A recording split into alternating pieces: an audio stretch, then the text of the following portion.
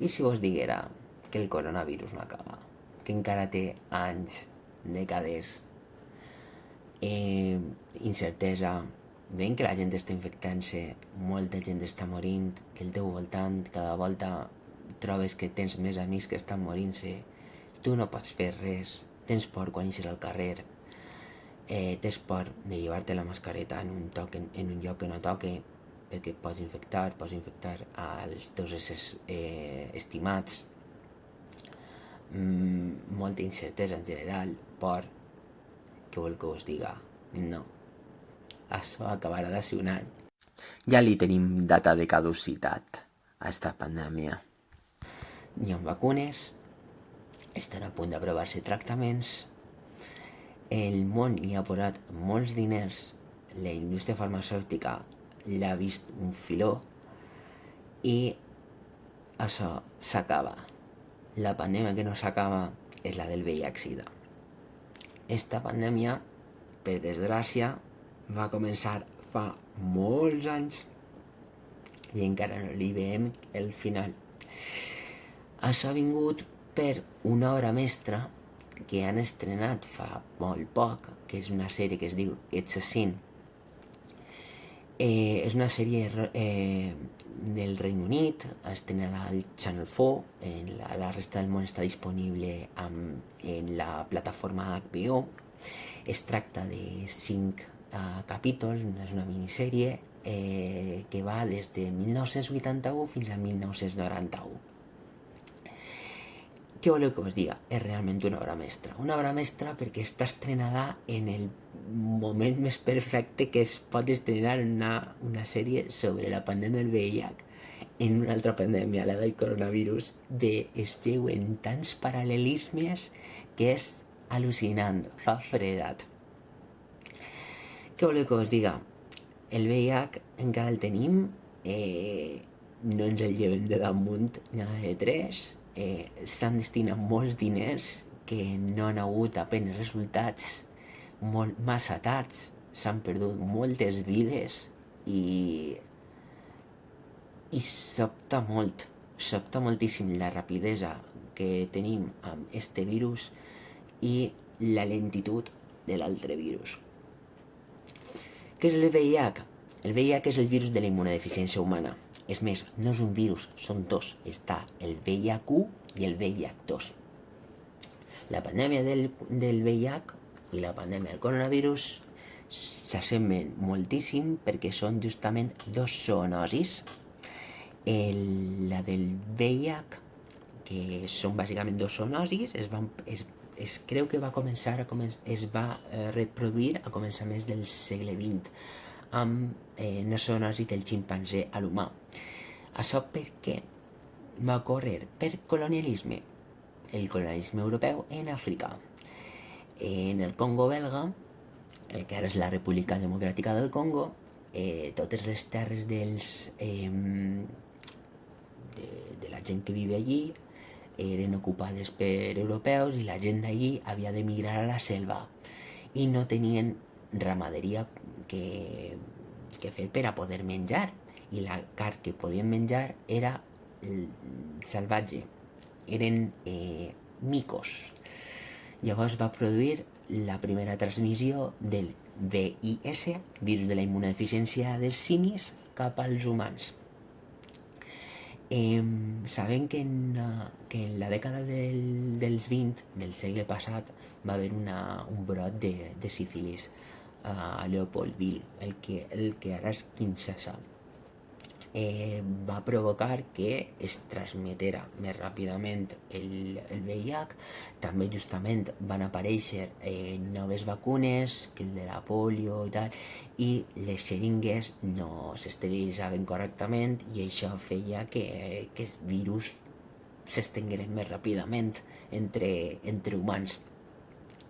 Van haver molts casos indeterminats per la ciència, sobretot en Àfrica, que hi ha casos en 1959, 60, 66, de gent de l'Àfrica, la qual la medicina flipava i no sabia què fer amb ells. es determinaven virus, tenien comportaments com si fora de l'hepatitis B, però era molt agressiu i funcionava d'una manera diferent. Això va anar evolucionant, va aparèixer una altra zoonosi, la del virus, la del VIH2 a posteriori, que és a partir del mangabell fosc, un altre simi, i es va continuar transmetent. Els primers casos europeus crec que van aparèixer en 1976 amb un mariner noruec que va contagiar a tota la seva família i van morir. A partir de 1967 es sap que va passar del Congo belga, la República Democràtica del Congo, fins a Haití. D'Haití va passar fins a Nova York i a partir d'ahir es va estendre. Sap, el primer cas de diagnòstic de sarcoma de Kaposi, una de les malalties que genera el VIH, es va produir en 1969 a la ciutat de Louisville, en Missouri. A partir d'allí es va continuar estenent per tot el món, no hi havia cura, no sabien què era, havia poca investigació, com passava en persones que eren escòria per a l'home cis hetero blanc ric, no interessava. Aquí li passava a les 4 Hs: homosexuals, haitians, usuaris d'heroïna, hemofílics, usuaris de transfusions de sang. Això eren les 4 Hs i eren apestats directament. Qualsevol fulla d'això no es parlava. A partir del 1981 van aparèixer casos a Europa, a Espanya. A partir del 1982 es va anomenar la malaltia com a la síndrome de la immunodeficiència adquirida. En 1987-86 es va dir que era el virus de la immunodeficiència humana.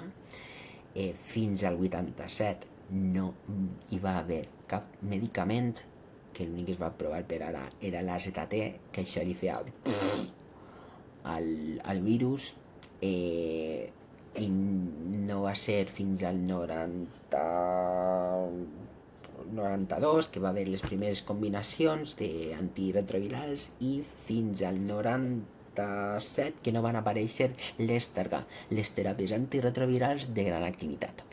A partir d'ahir va aparèixer la gran revolució, tant per a les farmacèutiques com per a els seropositius. Per fi era més fàcil controlar la malaltia, reduïes la càrrega viral i no es produïa la destrucció tan sobtada de les cèl·lules linfòcits T CD4, que són les que ens protegeixen, davant les malalties.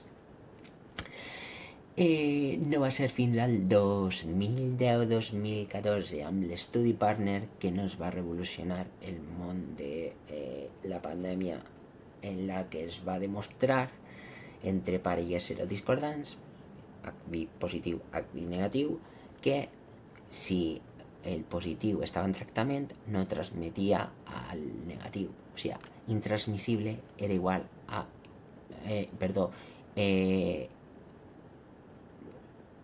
càrrega indetectable era igual a intransmissible, cosa que va revolucionar molt el món de la pandèmia. Per fi, en 2015 es va decidir donar tractament a tots els seropositius que abans no existia.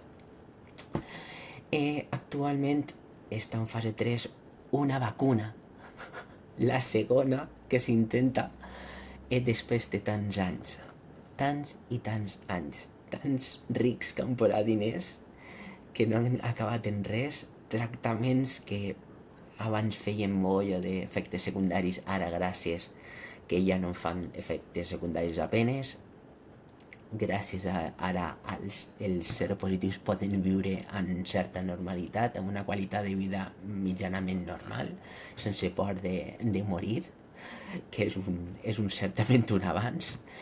El que no és un avanç és tot el dineral que s'ha destinat en aquella pandèmia, en eixa pandèmia, no, perquè no puc dir aquella, tampoc puc dir esta perquè està el coronavirus, però eixa encara no l'hem superada i esperem que la vacuna supere la fase 3 i tinguem una solució. Mentrestant, només ens queda a la gent que és seropositiva complir el tractament per a ser indetectable, i als que som seronegatius només es queda complir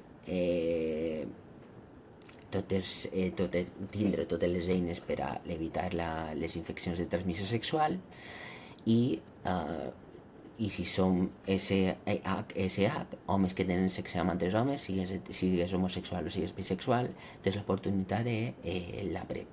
És un tractament és un medicament que prevens la transmissió del VIH i és molt recomanable per a solters i per a gent que tinga relacions no monògames. I res, això és al·lucinant com de fàcil i difícil és comparar dos pandèmies. És així, una que afecta tot el món i una altra que afecta a escòria de la societat. Gràcies a Déu, les coses van canviant, però s'ha perdut molt de temps, molts diners, veient que podia haver hagut una solució si haguéssim actuat com es va actuar amb l'Ebola, que es va dir des d'un començament, i en este cas no. Doncs res, això és la meva reflexió. Adeu.